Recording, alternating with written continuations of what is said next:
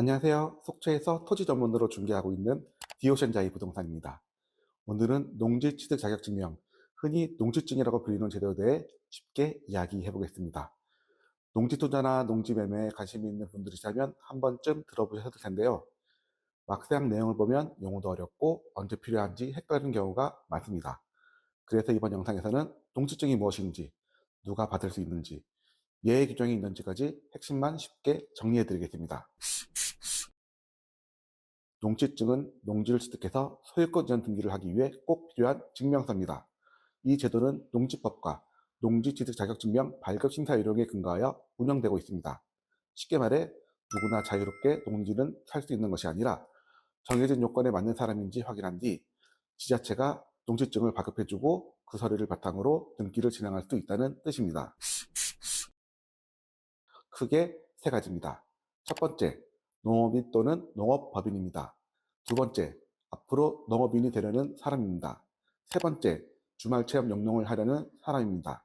즉, 실제 농업을 하려는 사람이 농지를 소유할 수 있다는 것이 기본 원칙입니다.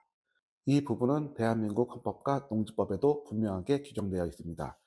먼저 법 제121조에는 국가가 농지에 관한 경제 유전의 원칙이 달성될 수 있도록 노력해야 한다고 정하고 있습니다. 그리고 농지법 제6조에는 농지는 자기의 농업 경영에 이용하거나 이용할 자가 아니면 소유하지 못한다고 규정하고 있습니다. 결국 핵심은 농지는 투자 대상이 아니라 원칙적으로 직접 이용할 사람이 소유해야 한다는 것입니다. 그래서 전, 답, 가수원 같은 농지에 소유권을 지정하려면 먼저 농지증을 발급받아야 합니다. 그 농지의 소유지를 관할하는 지자체에서 신청하면 신청인이 영농의사와 취득 목적을 확인한 뒤 문제가 없을 경우 농지증을 발급해 줍니다. 그리고 이후 소유권 이전 등기를 신청할 때 이 농지증을 함께 첨부해야 합니다. 즉 농지증 없이 농지 등기를 진행하는 것은 원칙적으로 어렵다고 보시면 됩니다. 또 하나 중요한 점은 농지를 농업 목적 외에 취득하려는 경우가 있을 수도 있을 텐데요. 예를 들어 농지 전용 허가 등을 받아서 그 농지를 농지가 아닌 다른 용도로 사용하는 경우에도 농지증이 필요합니다. 반대로 농지증이 필요 없는 경우도 있습니다. 첫 번째, 도시지역 중 주거지역, 상업지역, 공업지역입니다.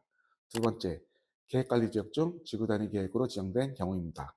세 번째, 도시지역 안의 녹지지역이나 개발 제한 구역의 농지 중에 개발 행위 허가 또는 토지 형질 변경 허가를 받은 경우입니다. 즉, 토지 용도 지역이나 이미 받은 인허가에 따라 예외적으로 농지증 없이 취득이 가는 경우도 있다는 점을 알아두시면 좋겠습니다. 일반적으로 7일 이내 발급됩니다. 다만 농지위원회 심의 대상에 해당되면 14일 이내에 발급됩니다. 여기서 농지위원회 심의 대상이 되는 경우는 대표적으로 다음과 같습니다. 토지거래허가구역 내의 농지입니다. 그리고 농업법인이 취득하는 경우입니다.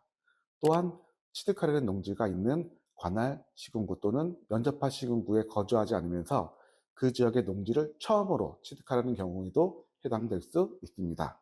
오늘은 이렇게 농지 취득 자격증명에 대해 정리해 보았습니다.